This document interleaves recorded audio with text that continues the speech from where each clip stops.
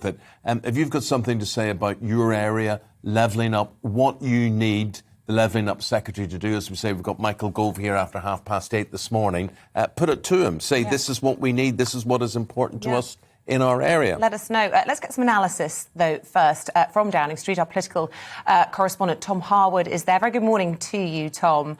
Of course, the Labour Party have already come out and said this is new slogans but no new ideas. But what is quite interesting about this is the idea of putting these policies into law so that whoever comes into office, whether it remains the Tories or indeed the Labour Party, has to see it through. Exactly. This is the central driving mission of this government, and the challenge today really is for the Levelling Up Secretary and indeed the Prime Minister to define what this rather nebulous phrase actually means. Many people have been arguing that levelling up means different things over quite some time, so we're expecting quite a hefty tome in the form of this white paper coming out today.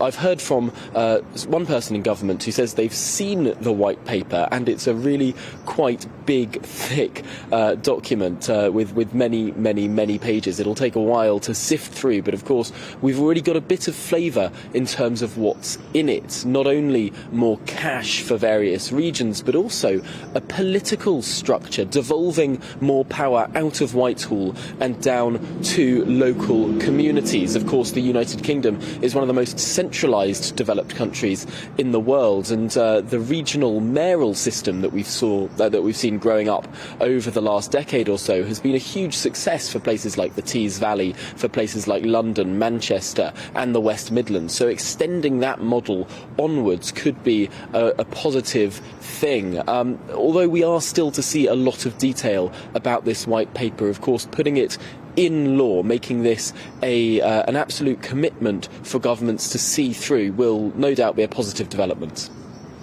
Yeah.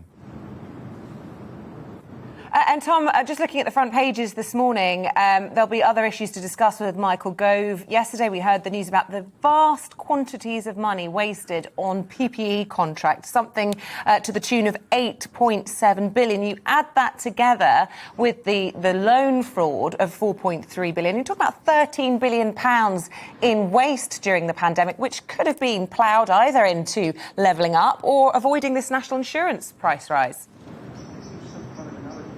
Yes, this was something that was put to the Prime Minister's spokesman yesterday, of course, a big paper showing exactly where money had gone. The audits of the NHS came out yesterday, which was, they came out on Monday, which was a little bit curious given we know how big a political day Monday was. Some might raise an eyebrow as to whether that was seen to be a good day to bury bad news. But looking at those accounts, yes, there was a huge amount of wastage. What the government is saying, though, and particularly wastage over purchasing of PPE, for example, at the height of the pandemic, what the government says to that, however, is that this was a global issue, a huge shortage, and people were scrabbling around to get what they could. And in the end, 97% of the PPE that was purchased could be used. However, of course, there was wastage there as well. There was PPE purchased that could not be used, and PPE purchased at higher prices than you might expect given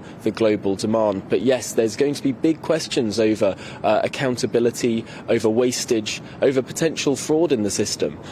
This is something that clearly people are very concerned about because, of course, this is taxpayers' money that is being spent. And as we're seeing coming later this year, taxes are going to have to rise, according to the government, in order to fund greater spending within the NHS. People will rightly raise questions as to what more could be slimmed down or made more efficient within the existing structures, rather than raising taxes on working people.